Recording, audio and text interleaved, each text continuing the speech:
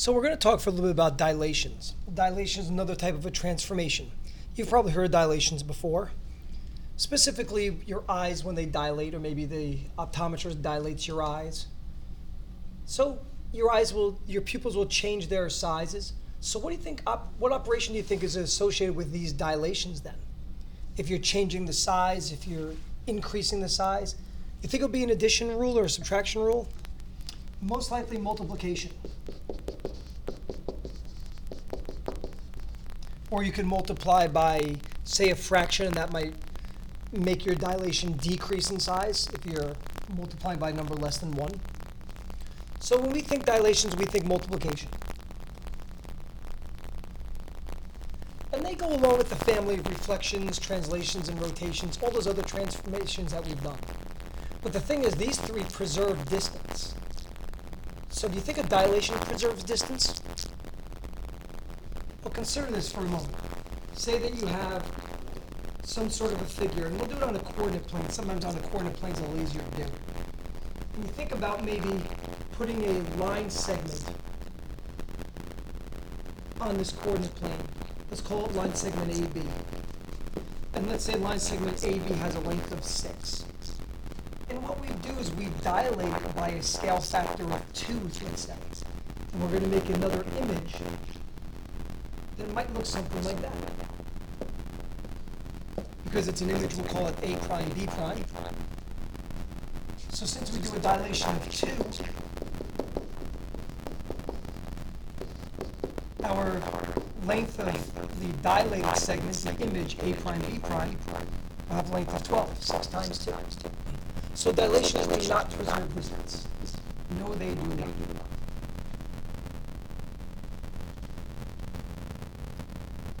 So in this situation here, we're talking about a triangle whose vertices are C, F, and T. We know the measure of an angle, and we know the length of the side. And then we do a dilation of a scale factor of 2 to produce its image, triangle C prime, F prime, T prime. So maybe we get some sort of figure, let's say that's C, that's F, that's T. And then we dilate it by a scale factor of 2, so we're multiplying by 2 here. So if you think about our definition of similar triangles yesterday, we find that similar triangles have sides that are in proportion to each other, but angles that are congruent. So in essence, the measure of angle C prime, I know because C prime corresponds to angle C, and angle C is degrees, and angle C prime will be 40 degrees as well. Likewise, from the measure of F prime, T prime, it corresponds to side FT. Side is a side of 8. But now I know sides are in proportion. So triangle C prime, F prime, T prime has side length twice of the original CFT. So F prime, T prime has a length of 16. So that just is a nice connection between our idea of a dilation and similar figures as well. Rules between the proportionality of sides and the congruency of angles. Frequently, dilations are done on a coordinate plane. When we do them, we like to refer back to the center of dilation. Sometimes the center of dilation is at the origin. When it does, as we said earlier, it's simple multiplication, where the point X, Y would go to a point KX, KY, where K is that scale factor. So if we see the coordinates point A being -3, -4, maybe on a grid, it might look something like this. Maybe this is where the point -3, -4 is. We'll say that's point A. And we want the coordinates of point A prime after a dilation of centered at the origin. So what we're about here is perhaps a line segment that goes from the origin to point A. And we want to find the location of point A prime that doubles as a distance of that line segment, doubles its length. So because this is over to the right 3 and down 4, maybe if I went to the right another 3 and down 4, I'll do a little slope triangle there. Right 3 down 4, another right 3 down 4.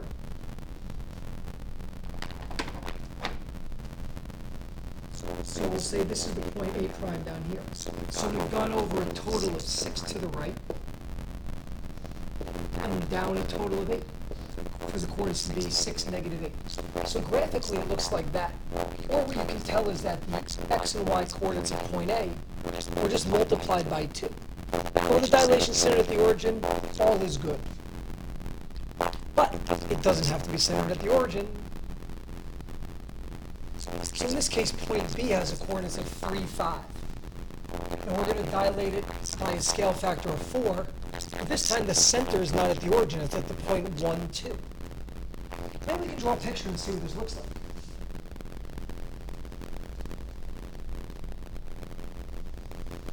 So here's our axes, x and y. So we're going to say this is our center point, 1, 2. Point B is at 3, 5. So point B is here.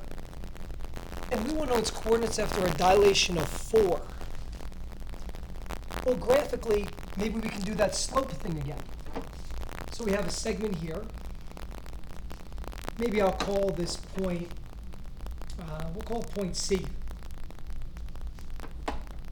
So to go from point C to point B, we're going to go up 3 and to the right 2. And that gives us one of our segments. But we want this distance to be 4 times as big. So we want our point, actually, we want the coordinates of CB prime to be 4 times the length of CB. So what I'll do is I'll go 4 of these. I've gone 1 so far for my center. Let's go 2, 3, 4. And here's my point, B prime. And let's see, if I draw in this segment as well, it should appear that indeed my red segment looks about 4 times as long as my green segment. So then what are the coordinates of point B?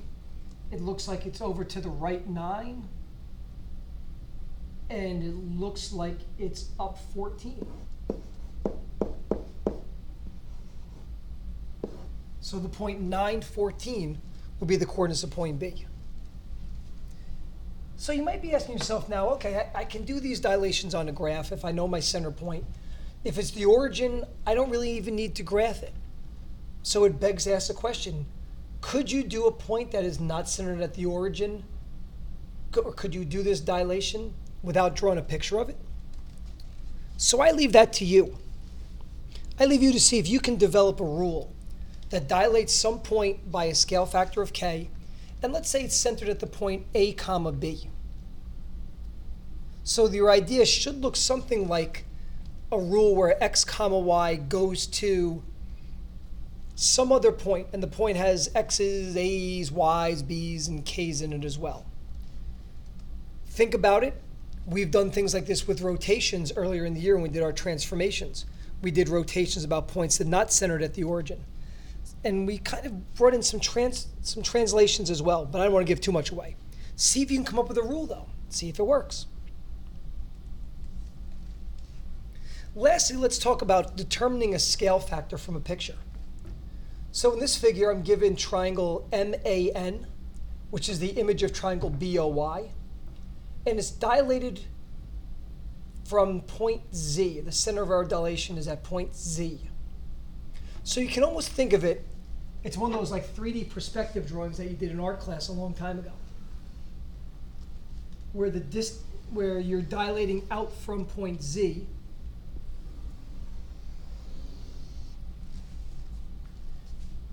and you can draw in segments that go from Z through each of the vertices of triangle BOY and reach the vertices of triangle MAN.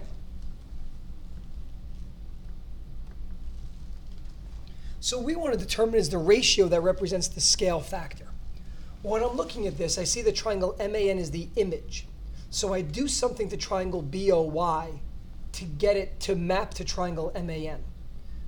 So I'm noticing just the sizes that triangle MAN, the image is larger. So I need to multiply by a number greater than 1. I also know that dilations are a part of similar figures. So triangle BOY is similar to triangle MAN, which means that the sides are in proportion. So what is that proportion? Well, maybe since we're going larger, we can say that side MA's length to side BO's length. That would be a good side length ratio. That would be a good scale factor. That scale factor, if we multiply a side length of triangle BOY, we would convert to a larger triangle, MAN. And you don't have to use O sides either, or just those two. You could say that, for example, triangle or side MN, which maps to side BY. That's another ratio. Or we could use side NA to side YO. So those three side ratios are good ratios for scale factors. Now, if we look at it the other way, where this time triangle BOY is the image of triangle MAN. So now we're starting with triangle MAN, and we're making a smaller figure. So it would probably make sense that if we're making a smaller figure, that we want our scale factor to be less than 1. So the smaller side length has to be on top. So perhaps if we do something such as BO to side MA, that would work. And again, we can do also some other ones. You can do BY is to MN, or we could do YO to NA. Those will work as well. So in this lesson, you probably got a few things. You figured out dilations on a coordinate plane, and also when you're not on a coordinate plane, how to determine the different scale factors. So I hope you found this to be helpful.